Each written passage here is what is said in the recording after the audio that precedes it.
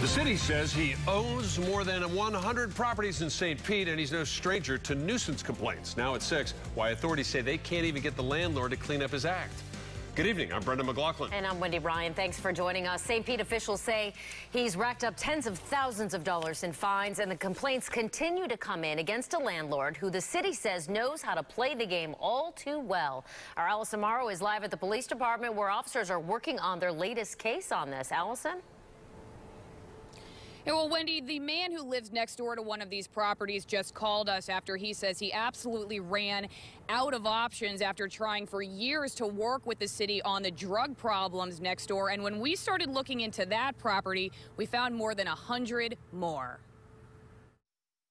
120 red dots mark St. Petersburg properties the city traces to one man, Michael Shimshoni. The single landlord nuisance officers blame for 1/5 of all the city's fines in 15 years. 20% of all nuisance abatement costs and fines.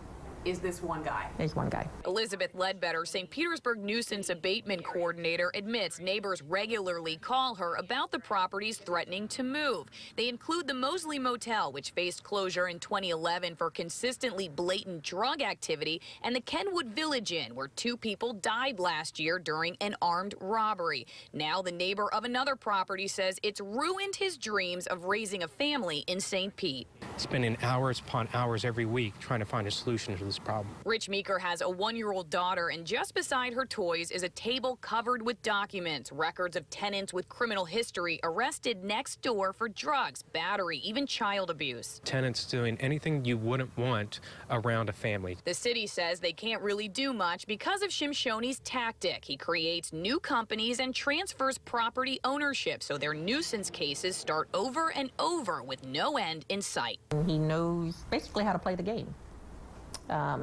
And he has an attorney who helps him play the game. They say whatever they want to say. They're not accurate. Shimshoni only admits to owning his own $500,000 Tierra Verde home, despite what city officials say he denies owning the problem properties, including the Mosley or the Kenwood, but does admit to managing the home next to Meeker, the man he says has an agenda. I've done more and above than average